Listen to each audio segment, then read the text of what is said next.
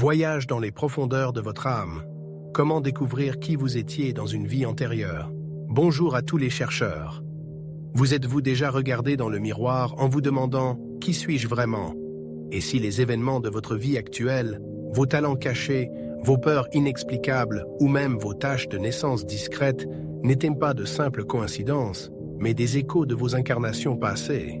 Les anciens sages croyaient que nous n'étions pas seulement des corps physiques, mais des âmes éternelles, voyageant dans le temps et l'espace. Ils pensaient que nous avions vécu de nombreuses vies et que chacune d'entre elles avait laissé une trace indélébile dans les recoins les plus secrets de notre âme. Aujourd'hui, nous allons faire un voyage fascinant, un voyage dans les profondeurs de votre propre âme. Vous apprendrez à ouvrir le voile du mystère et à toucher les souvenirs de qui vous étiez dans votre vie passée. Je vous parlerai des signes et des indices que l'univers nous envoie et de la façon dont cette connaissance peut complètement changer la façon dont vous vous percevez. C'est peut-être aujourd'hui que vous ferez le premier pas vers la découverte de votre vrai moi. Êtes-vous prêt à regarder dans le puits sans fond du temps et à voir le reflet de votre moi oublié? Alors préparez-vous, notre voyage commence. La réincarnation. Le mot lui-même est déjà imprégné d'un air de mystère et de mysticisme.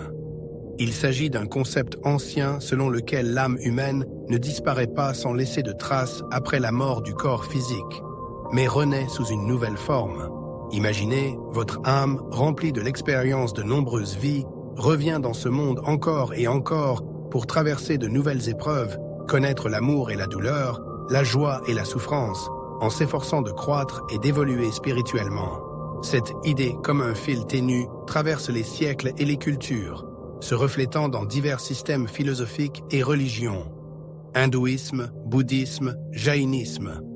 Chacune d'entre elles interprète le phénomène de la réincarnation à sa manière, mais toutes s'accordent sur un point.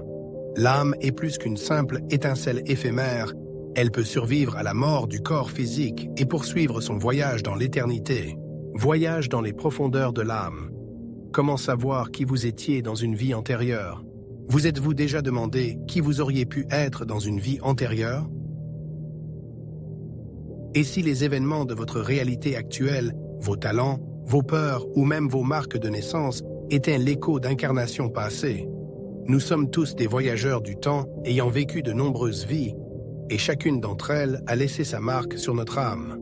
Aujourd'hui, je vais vous expliquer comment découvrir qui vous étiez dans une vie antérieure, quels sont les signes et les indices que l'univers nous laisse et pourquoi cette connaissance peut complètement changer la perception que vous avez de vous-même. C'est peut-être aujourd'hui que vous ferez le premier pas vers la découverte de votre vrai moi. Êtes-vous prêt? Alors commençons notre voyage dans les profondeurs de votre âme. La réincarnation est un concept ancien qui affirme que l'âme humaine ne disparaît pas après la mort, mais qu'elle renaît dans un nouveau corps, passant par de nombreuses vies pour grandir et évoluer spirituellement. Cette idée existe dans diverses cultures et systèmes philosophiques depuis des milliers d'années, et chacun d'entre eux perçoit la réincarnation différemment, mais avec le thème commun de la continuité de l'existence de l'âme. La réincarnation est une idée centrale dans des religions telles que l'hindouisme, le bouddhisme, le jaïnisme et le sikhisme. Selon les enseignements hindous, l'âme traverse un cycle de renaissance appelé samsara, et son but ultime est de se libérer de ce cycle et d'atteindre la moksha, un état d'unité avec la réalité suprême. Le bouddhisme utilise également le concept des renaissances, mais l'âme en tant que telle n'est pas considérée. Il s'agit plutôt d'énergie ou de conséquences karmiques qui sont transportées d'une vie à l'autre. Le but du bouddhisme est d'atteindre l'illumination et de rompre le cycle de la souffrance. La philosophie grecque antique mentionne également la réincarnation. Par exemple, Pythagore et Platon croyaient en la transmigration des âmes. Platon soutenait que l'âme était éternelle et qu'elle passait d'un corps à l'autre, apprenant et acquérant de l'expérience à chaque vie. Pour des philosophes comme Platon, la réincarnation était associée au processus d'apprentissage de la vérité et d'acquisition de la sagesse au cours de nombreuses vies. Dans les traditions mystiques occidentales, la réincarnation est également présente. Dans certaines branches du christianisme ésotérique, on trouve l'idée que l'âme passe par plusieurs incarnations jusqu'à ce qu'elle soit purifiée et devienne digne de l'unité divine. Il est également important de noter que certains mystiques, comme Neville Goddard, avaient une vision unique de la réincarnation.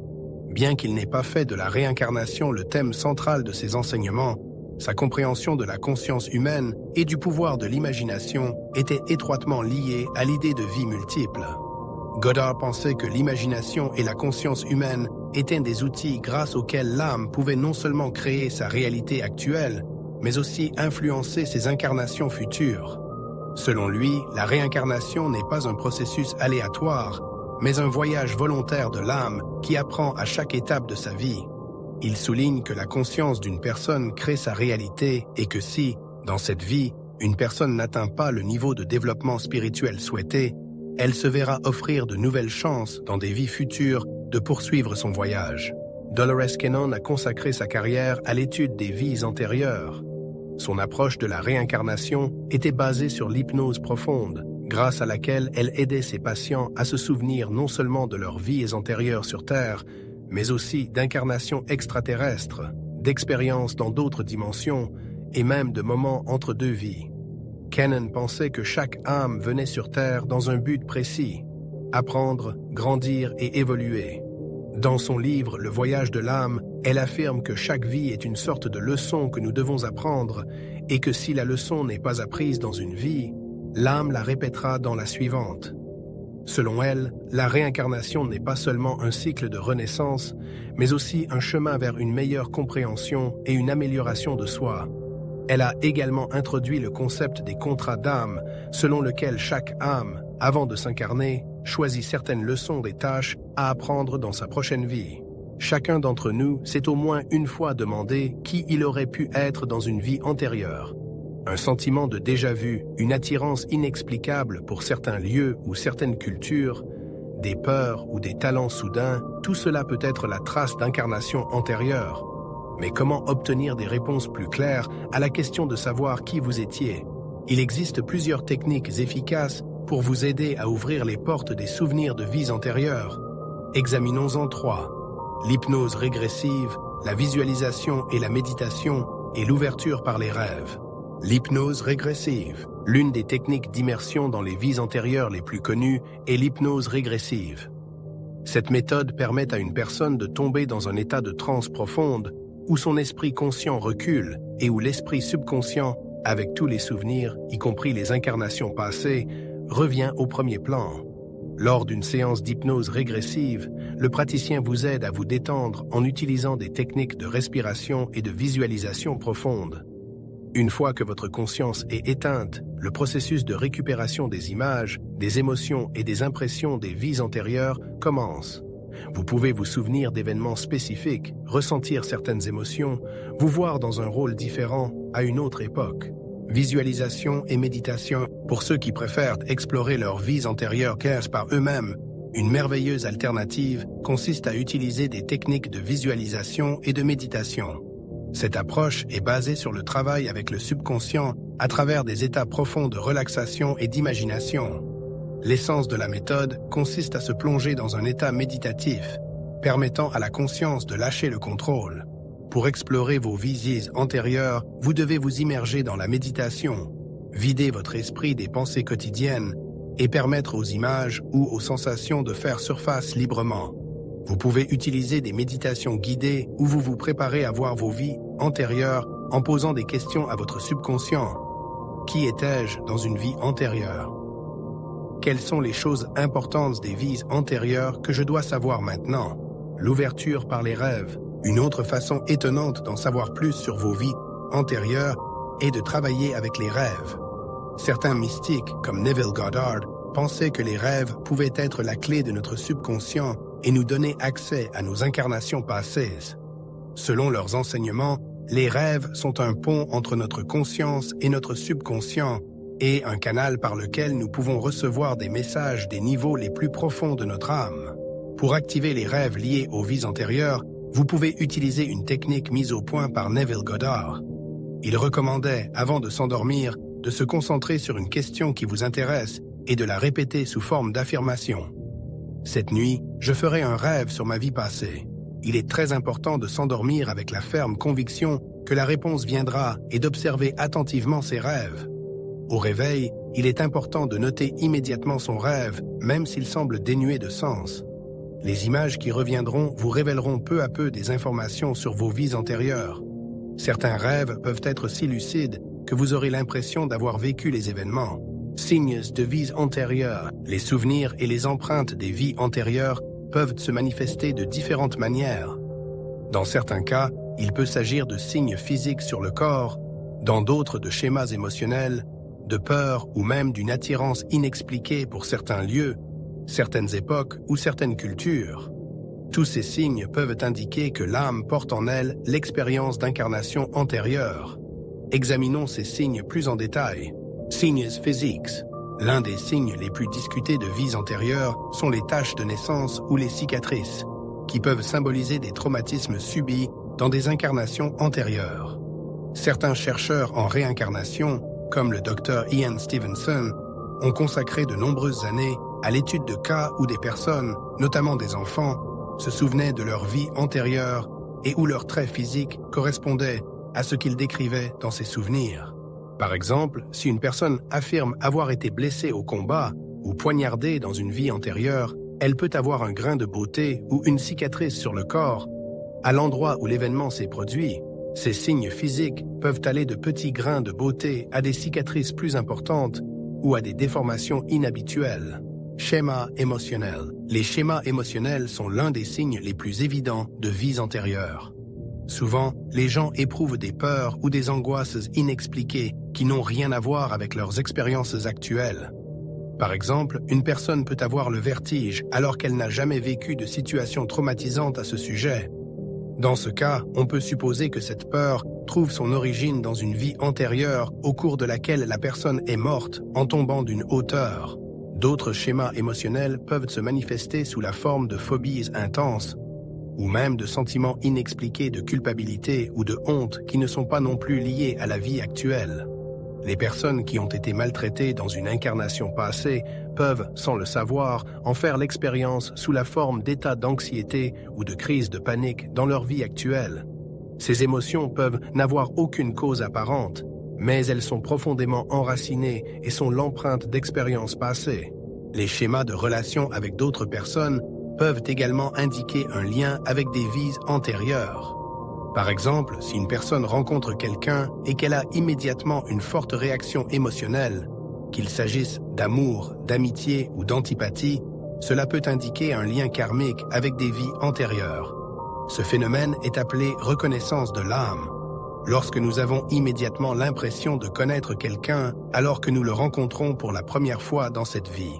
Attirance pour des lieux, des époques et des cultures. Un autre signe qui peut indiquer des souvenirs de vies antérieures est une forte attirance pour certains lieux, certaines époques ou certaines cultures.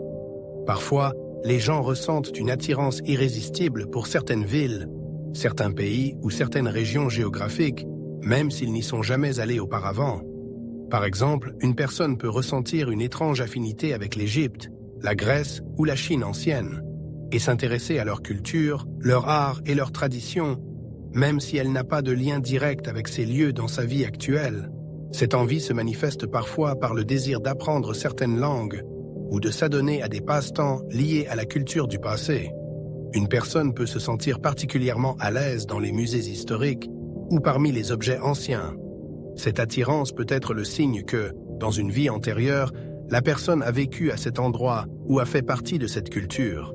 Ce sentiment de reconnaissance peut être particulièrement fort et s'accompagner d'une impression que la personne est déjà venue à cet endroit ou qu'il lui semble étrangement familier.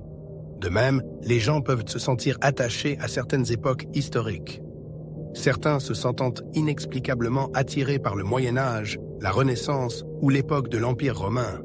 Ils peuvent être fascinés par l'art, la mode, l'architecture ou la philosophie de cette époque, même si leur vie contemporaine n'offre aucune explication évidente à cet intérêt. Cela peut s'expliquer par le fait que, dans une vie antérieure, ils ont vécu à cette époque et ont accumulé de nombreux souvenirs et expériences qui continuent à les influencer dans le présent. Dans certains cas, les gens peuvent même avoir une impression de déjà-vu lorsqu'ils se trouvent dans des endroits qu'ils ne connaissent pas. Par exemple, lorsqu'ils arrivent dans une nouvelle ville, ils peuvent avoir l'impression d'y être déjà venus. même si c'est la première fois qu'il la visite. Ce sentiment peut s'accompagner de souvenirs précis de l'aspect d'un bâtiment particulier ou même des odeurs de l'endroit. Ces souvenirs peuvent être l'écho d'une vie antérieure lorsque la personne vivait à cet endroit. Reconnaître ces signes peut aider une personne à mieux se comprendre et à mieux connaître son âme. En effet, si certaines peurs, certains attachements ou certaines pulsions trouvent leur origine dans des expériences de vie antérieures, il est possible d'en reconnaître la nature et peut-être de s'en libérer ou, au contraire, de les utiliser pour son propre développement. Les leçons karmiques. L'expérience accumulée par l'âme au cours de nombreuses incarnations affecte directement notre existence actuelle. Toutes les leçons karmiques, les tâches non résolues, les schémas de comportement et les réactions émotionnelles non apprises, tout cela nous permet non seulement de poursuivre le chemin du développement, mais aussi de devenir plus conscients de qui nous sommes et de la raison pour laquelle nous sommes venus dans ce monde. Chaque vie, chaque incarnation offre à l'âme un ensemble unique d'opportunités de croissance. Les leçons karmiques des vies antérieures ne sont pas seulement des erreurs ou des conséquences d'actions. Ce sont des défis que l'âme choisit pour son développement. Par exemple, si dans l'une de ses vies antérieures, une personne n'a pas appris les leçons de la compassion ou du pardon, dans son incarnation actuelle, elle peut être confrontée à des situations où elle doit apprendre à manifester ses qualités. Les leçons karmiques peuvent concerner aussi bien les relations personnelles que les objectifs de vie globaux. Quelqu'un peut être confronté à des défis liés à la gestion de la colère, au développement de la patience ou de l'humilité. Et pour certains, une leçon karmique peut être la capacité à accepter l'amour ou à prendre soin de soi. Il est important de comprendre que ces tâches ne sont pas une punition, mais plutôt une occasion d'améliorer son âme et de se rapprocher de l'harmonie avec le monde et soi-même. Comment déterminer quelles leçons doivent être travaillées? Souvent, nous pouvons sentir intuitivement les défis auxquels nous sommes confrontés dans cette vie. L'un des principaux indicateurs de ce que nous devons travailler est constitué par nos schémas récurrents, c'est-à-dire les situations qui reviennent sans cesse dans la vie et qui semblent familières. Par exemple, si vous rencontrez régulièrement les mêmes problèmes relationnels ou les mêmes difficultés au travail, cela peut être l'indication d'un défi karmique qui doit être relevé. Une autre façon de comprendre ce qui doit être travaillé est de se référer à nos peurs les plus profondes et à nos réactions émotionnelles. Si certains événements ou certaines personnes déclenchent des réactions émotionnelles fortes, cela peut être lié à des expériences de vie antérieures. Par exemple, une peur inexpliquée de certaines personnes ou situations peut indiquer des conflits non résolus dans le passé. Il est également important d'écouter son intuition et ses impulsions intérieures. Souvent, l'âme sait ce dont elle a besoin pour grandir et nous guide sur des chemins qui peuvent sembler difficiles ou déroutants au premier abord. En écoutant notre voix intérieure, nous pouvons reconnaître des indices sur les leçons à tirer et les actions à entreprendre pour y remédier. Reconnaître que notre vie actuelle est la continuation d'un long voyage peut nous aider à aborder les défis actuels de manière plus consciente. Il est important de comprendre que les leçons karmiques ne sont pas toujours évidentes, mais grâce à des pratiques spirituelles telles que la méditation, la régression ou l'autoréflexion, nous pouvons découvrir les liens sous-jacents entre les vies antérieures et le présent. Cela nous permet non seulement de comprendre ce qui doit être traité, mais aussi de prendre la responsabilité de notre propre croissance et de notre propre développement. L'exploration des vies antérieures peut être un outil puissant pour la découverte de soi et la croissance spirituelle. Une pratique simple et efficace est la méditation, qui peut vous aider à entrer dans un état de relaxation profonde et à accéder aux souvenirs de vos vies antérieures. Une méditation simple pour explorer les vies antérieures. 1. Trouvez un endroit calme. Choisissez un endroit tranquille et confortable où personne ne vous dérangera. Veillez à adopter une position confortable, en vous asseyant sur une chaise ou sur le sol, le dos bien droit. 2. Créez l'atmosphère. Pour créer l'atmosphère adéquate, vous pouvez allumer une bougie ou utiliser des huiles essentielles telles que la lavande ou le bois de santal pour vous aider à vous détendre et à approfondir votre méditation. 3. Fermez les yeux. Inspirez et expirez quelques fois profondément, en laissant votre corps se détendre. À chaque expiration, concentrez-vous sur votre respiration et laissez toutes les pensées s'évanouir. 4. Visualisation. Imaginez une porte ou un escalier s'ouvrant devant vous et menant à un espace lumineux. Il peut s'agir de n'importe quelle image proche de vous. Réalisez que cette porte mène à votre passé. Laissez-vous aller à la curiosité et à l'ouverture à ce que vous allez voir. 5. Immersion. Lorsque vous vous sentez prêt, visualisez-vous en train de franchir la porte ou de descendre les escaliers. Dans cet espace, vous rencontrerez peut-être des événements et des images de vos vies antérieures. N'essayez pas de contrôler, observez simplement ce qui se présente. 6. Fin de la séance. Lorsque vous vous sentez prête à revenir, remerciez votre moi intérieur et toutes les images avec lesquelles vous avez interagi.